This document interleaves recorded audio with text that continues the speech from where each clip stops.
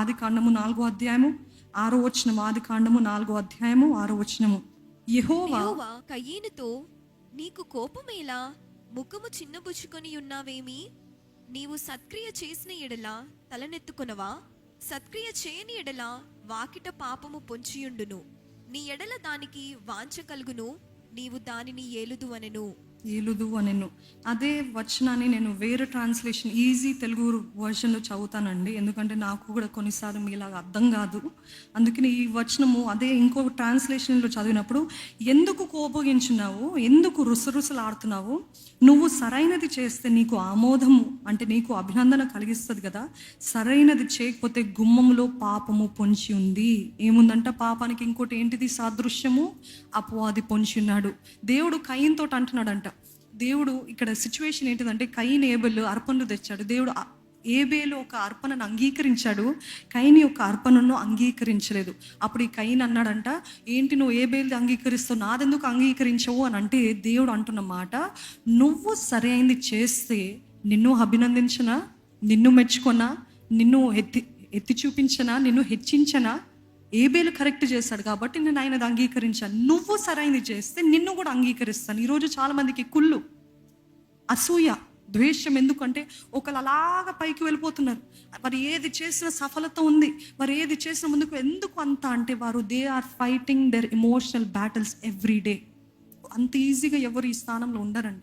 ఏ స్థానంలో ఉన్న ఎవరైనా మీరు చూసినట్లయితే వారు ఈజీగా ఆ స్థానంలోకి రావాలి. ఇప్పుడు మాట్లాడాలంటే చాలా సులభంగా ఉంది, విమర్శించాలంటే చాలా సులభంగా ఉంది. కానీ ప్రతిరోజు ఆ భావోద్వేగాలతో, ఆ ఎమోషన్స్ తోటి ఫైట్ చేస్తూ నెట్టుకుంటూ వెళ్తున్నారు. కాబట్టి దేవుడు ఆ స్థానంలో ఉంచాడు. మనలాగా ఎమోషనల్గా దాడి చేయబడినప్పుడల్లా నా పని అంతే అని మూల కూర్చుంటే వెళ్తారంటారా? అసలు కొనసాగించబడతారా? ఈరోజు దేవుడు అంటాడు మీతోటి, ఎందుకు వారిని చూసి ఈర్చపడుతున్నావు, ఎందుకు వారిని ద్వేషిస్తున్నావు, ఎందుకు వీరు ఇలాగ ఉన్నారు, వారు అంతగా వారు ఆశీర్వదించబడుతున్నారు ఎందుకు అంటున్నావు? నువ్వు సరి చేస్తే, నువ్వు కూడా సరిగ్గా ఉంటే నేను నిన్ను ఆశీర్వదించనా, నిన్ను బాగు చేయనా? ఎప్పుడు చూసినా ఇద్దరి పైన ఆడిపోసుకుంటూ ఉంటావేంటి? ఎప్పుడు చూసినా భర్త పైన ఆడిపోసుకుంటూ ఉంటావు, భార్య పైన ఆడిపోసుకుంటారు. ఎవరైనా మంచి స్థాయిలో ఉంటే వారిని ఆడిపోసుకుంటుంటావు ఏంటి? యూ డూ రైట్, నువ్వు మంచి చేయి, నువ్వు సరి చేయి, నేను అప్పుడు నిన్ను కూడా ఆశీర్వదిస్తాను. ఈరోజు నువ్వు సరి చేయడానికి నువ్వు సిద్ధంగా లేవు. You are not ready to do right. How can I bless you? ఎంతసేపు నీ గురించి నువ్వు ఆలోచిస్తున్నావు, సెల్ఫ్ పిటీతోటి మునిగి ఉన్నావు. నన్నే అన్నారు అని దాంట్లో కుమిలిపోతున్నావు. అందుకే నేను బయటికి రాలేకపోతున్నాను, అందుకే నేను నిన్ను వాడుకోలేకపోతున్నాను, అందుకే నేను నిన్ను హెచ్చించలేకపోతున్నాను. ఈరోజు కయీనుతో చెప్పినట్టు దేవుడు మనతోటి చెప్తున్నాడండి.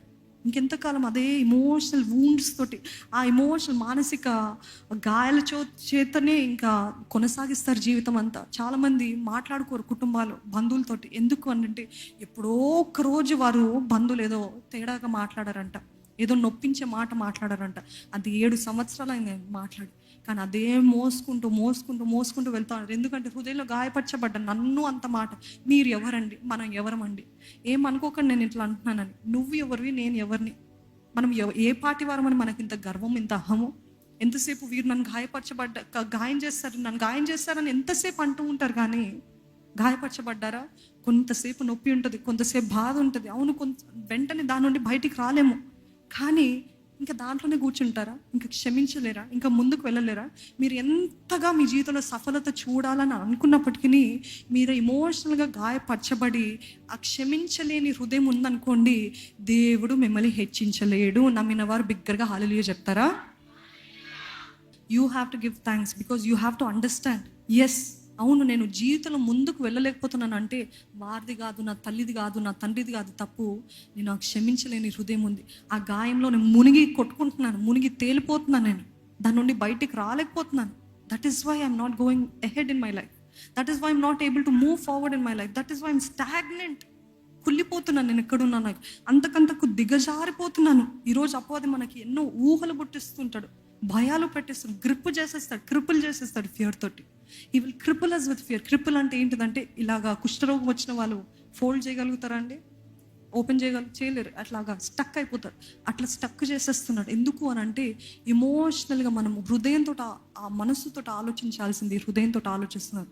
జ్ఞానము, వాక్య జ్ఞానం చేత ఆలోచించాల్సింది హృదయముతో ఆలోచిస్తున్నాం, శారీరకంగా. అందుకే నేను రోమిల్కి రాసిన పత్రిక 8వ అధ్యాయం చదవం కదా ఇందాక, ఆత్మానుసారులుగా కాక శరీరానుసారులుగా ప్రవర్తిస్తున్నారు ఏంటి మీరు?